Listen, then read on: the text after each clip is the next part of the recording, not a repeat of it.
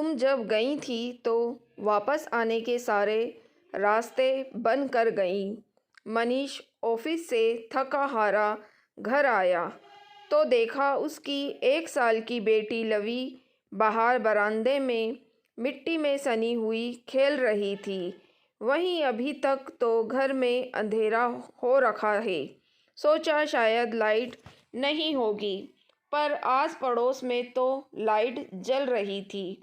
फिर किसी ने अभी तक घर की लाइट चालू क्यों नहीं की, जबकि घर में अम्मा पत्नी मीनल मौजूद थे।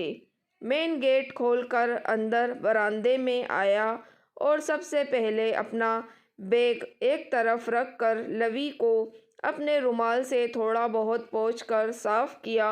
मन ही मन सोचने लगा कि 1 साल की बच्ची अकेली बरामदे में क्या कर रही है, जबकि रोज़ तो अम्मा इस समय उसके पास होती है। कुछ गलत की आकांक्षा हुई तो लवी को गोद में उठाकर अंदर घर में आया और सबसे पहले बाहर वाले कमरे की लाइट जलाई। सामने का नज़ारा देखकर वो बिल्कुल हैरान हो गया। पूरा कमरा बिखरा पड़ा था। यहाँ वहाँ बिस्किट के टुकड़े गिरे पड़े थे और सोफे के पास ही अम्मा ज़मीन पर बेसुध पड़ी हुई थी। अम्मा को इस हालत में देखकर उसने मीनल को ज़ोर ज़ोर से आवाज़ लगाई, मीनल, मीनल, कहाँ हो तुम? जल्दी आओ, देखो अम्मा को कुछ हो गया है। लेकिन मीनल का कोई जवाब नहीं आया। आखिर लवी को फटाफट ज़मीन पर बिठाकर अम्मा को उठाने की कोशिश की और सोफे पर लेटा दिया। भागा भागा रसोई में गया और पानी का गिलास ले आया। कुछ छींटे अम्मा के चेहरे पर डाले, तब जाकर अम्मा को थोड़ा बहुत होश आया और उसने अम्मा को पीने का पानी दिया। जब अम्मा को थोड़ा बहुत होश आया तो मनीष बोला, क्या हुआ अम्मा? मीनल कहाँ है? पड़ोस में गई है क्या, या मंदिर गई हुई है? और आपने घर की लाइट क्यों बंद कर रखी थी?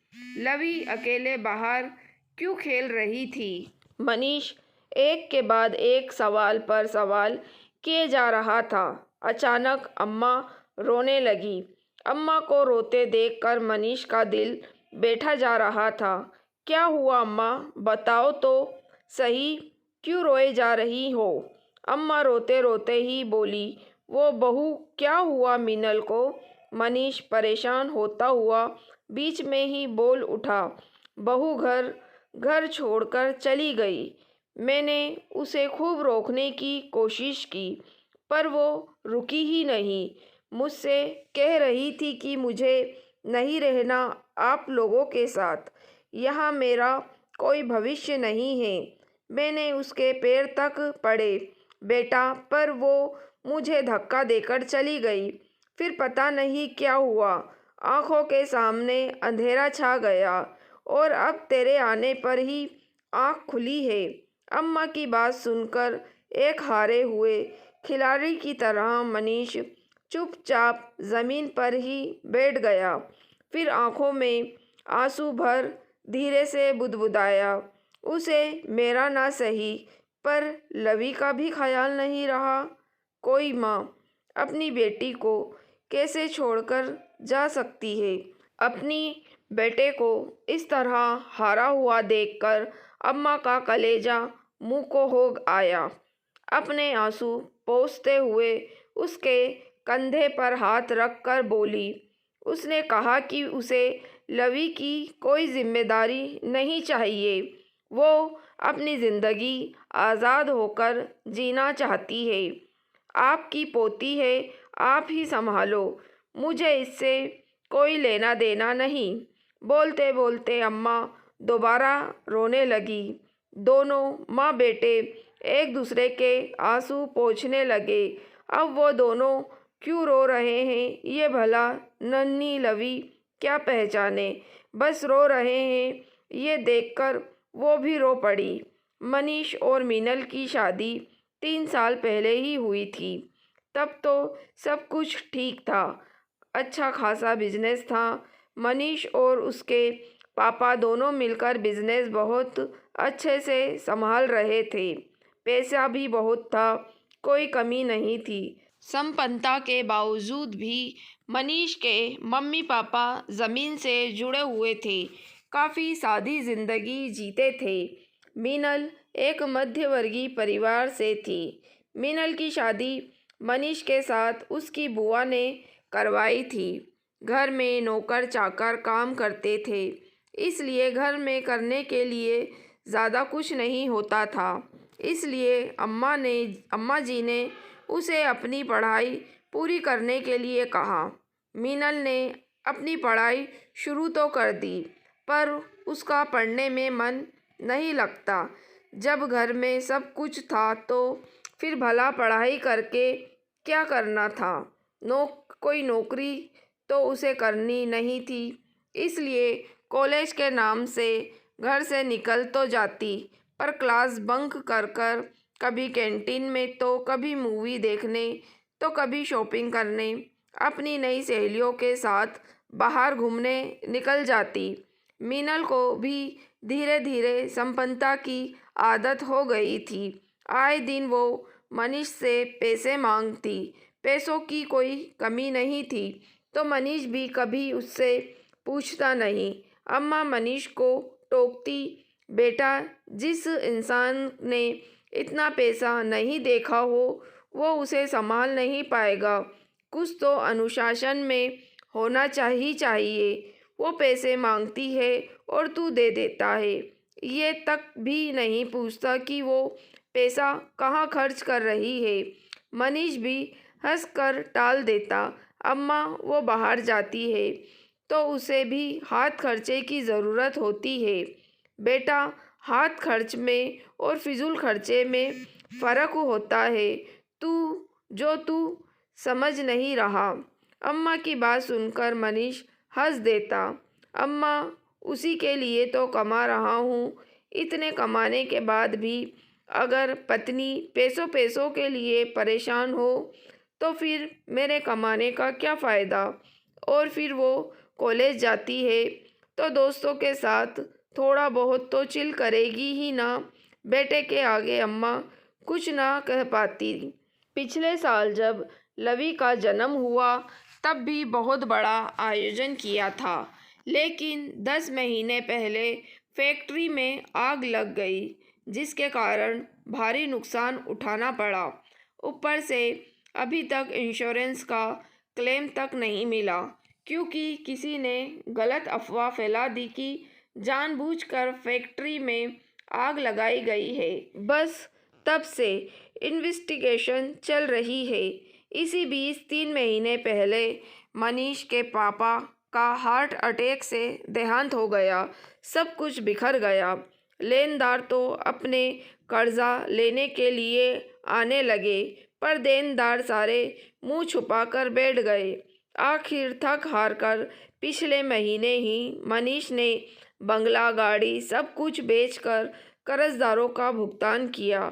उसमें भी अभी कुछ कर्जा बाकी रह गया। मनीष सब कुछ संभालने की कोशिश कर रहा था, वापस सब कुछ समेटना चाहता था, पर उसे ये अंदाज़ा नहीं रहा कि इस समेटने के चक्कर में उसकी पत्नी उसे छोड़े जा रही है। जब उसे इस किराए के घर में आए हैं तब से हालात और बदतर हो गए। मीनल को नौकर चाकर की आदत लग चुकी थी, तो घर के काम तो उससे होते नहीं थे। अम्मा उसकी पूरी मदद करने की कोशिश करती, पर वो तो ज़रा सी बात पर चिढ़ जाती थी। यहाँ तक कि लवी को भी नहीं संभालती। अब तो आए दिन वो मनीष से भी लड़ पड़ती थी। कब तक रहना पड़ेगा ऐसे हालात में मुझसे नहीं होते घर के कामकाज। कम से कम एक आया तो रख लो लवी के लिए। कैसे संभालूं इसे? मैंने कोई बच्चे नहीं संभाले। पहले कैसी बात कर रही हो तुम? मिनल, तुमसे ज़्यादा लवी तो अम्मा के पास रहती है और वो तुम्हारी बेटी है। क्या तुम उसे संभाल नहीं सकती? क्या ज़िंदगी हो गई है मेरी? पैसे पैसों से मोहताज कर दिया है। तुमने मुझे इसलिए शादी करके लाए थे क्या मुझे? उसकी बात सुनकर मनीष हक्का बक्का रह गया। तुम जिस घर से निकल कर इस घर में आई थी ना, उस घर में तो इतनी सुविधा नहीं थी। अच्छे दिन नहीं रहे तो बुरे दिन भी नहीं रहेंगे। तुम थोड़ा तो सपोर्ट करो। मैं वैसे ही परेशान होकर ऑफिस से घर आता हूँ और तुम ये सब शुरू कर देती हो। मीनल पैर पटकती हुई अपने कमरे में जाकर बैठ जाती है। ना खाना परोसती, ना ही कोई और बात। अम्मा ही लवी को खाना खिला पिलाकर अपने पास सुला लेती। लेकिन आज वो इतना बड़ा कदम उठा लेगी, उसकी उम्मीद उसे बिल्कुल नहीं थी। आज वो मनीष का घर छोड़कर हमेशा के लिए दहलीज लांघ कर चली गई। खैर, मनीष ने हिम्मत कर कर उसके मायके फ़ोन किया तो पता चला वो तो वहाँ भी नहीं आई। उसकी कुछ सहेलियों से पूछा तो पता चला कि कोई तरुण नाम का लड़का है, वो उसके साथ गई है। ये सुनते तो मनीष मीनल के पापा तक बिल्कुल ही शांत हो गए। आखिर बेटी की ऐसी करतूत से उन्हें भी बहुत धक्का लगा था। उन्हें मीनल के ऐसे कदम की बिल्कुल उम्मीद नहीं थी। पैसों की ऐसी क्या चादर ओढ़ी उनकी बेटी ने, जो परिवार को परिवार ही नहीं समझा। यहाँ तक कि 1 साल की बेटी को छोड़कर चली गई। पर जिंदगी कहीं रुकती है क्या? इधर अम्मा लवी और घर दोनों को संभालती और उधर मनीष वापस सब कुछ समेटने की कोशिश करने लगा। बस उस पर एक धुन सवार हो चुकी थी कि उसे पैसा कमाना है। आखिर उसकी मेहनत रंग लाई। 2 महीने बाद जाकर फैक्ट्री का केस मनीष जीत ही गया और इंश्योरेंस क्लेम पास हो गया। क्लेम का जो पैसा आया उसमें से सबसे पहले जो थोड़े बहुत कर्जदार थे उनका कर्जा चुका दिया। बाकी बचे पैसों में से एक फ्लैट खरीदा और वहाँ शिफ्ट हो गए और बाकी के पैसों से नया काम धंधा शुरू किया। बिजनेस का अच्छा खासा नॉलेज और मार्केट पर पकड़ होने के कारण मनीष का ये काम भी चल निकला। धीरे धीरे वो तरक्की कर ही रहा था कि एक दिन अचानक मीनल लौट कर आ गई। उसे अचानक देखकर मनीष हैरान रह गया। आखिर 6 महीने बाद ही लौट कर आने का अब क्या तुक था। मीनल अब उससे माफ़ी मांगते हुए दोबारा उसकी ज़िंदगी में अपनी जगह चाहती थी, लेकिन मनीष ने उसे अपनाने से इनकार कर दिया। इस पर मीनल ने अपने माता पिता को मनीष के घर ही बुला लिया। वो लोग घर आए भी, पर उन्होंने साथ मनीष का ही दिया। पर मैं अब जाऊंगी कहाँ? मेरे पास तो कुछ भी नहीं है। तरुण ने भी मुझे साथ रखने से इनकार कर दिया और फिर मैं लवी की माँ हूँ, उस पर मेरा हक है।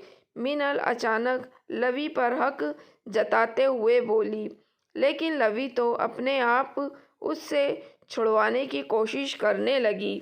भला 1.5 साल की बच्ची उसे कैसे पहचानेगी? अपने आप को छुड़वाने की नाकाम कोशिश करती हुई रोने लगी। यह देखकर मनीष बोला, तुम और लवी की माँ, माफ़ करना, तुम्हें तो पता ही नहीं है बच्चे कैसे पाले जाते हैं। वो बच्ची तक खुद को तुमसे छुड़ा रही है। कभी गोद में प्यार से लिया भी था उसे। जिस रास्ते आई उसी रास्ते से चली जाओ। तुम्हारा इस घर पर अब कोई हक नहीं है और ना ही हमारी ज़िंदगी में तुम्हारा कोई लेना देना। मीनल ने बड़ी उम्मीद के साथ अपने पापा मम्मी की तरफ देखा, लेकिन इस बार उसके पापा बोले, हमसे कोई उम्मीद मत करना। ये तो तुम्हें पहले सोचना चाहिए था। कोई छोटी बच्ची तो नहीं थी जो तुम्हें कोई बहका कर ले गया हो। एक बच्ची की माँ थी तुम। अरे परिवार ना सही, अपनी बच्ची को देखकर भी तुम्हारा दिल नहीं पसीजा जा था कि मैं कैसे उसे छोड़कर जा रही हूँ मैं। आखिर जब किसी ने साथ नहीं दिया तो मीनल को वहाँ से चुपचाप जाना पड़ा। कुछ दिनों बाद ही उसका और मनीष का तलाक भी हो गया। मीनल जहाँ कोई छोटी मोटी नौकरी कर कर अपना गुजारा जैसे तैसे करती है, वही मनीष और अपनी अम्मा और अपनी बेटी के साथ खुश है। दोस्तों, अगर आपको कहानी पसंद आई है तो प्लीज़ आप मेरे चैनल वॉइस ऑफ नीलोफर को सब्सक्राइब ज़रूर कीजिएगा और मेरी वीडियो को लाइक और शेयर भी ज़रूर कीजिएगा। Thank you for watching.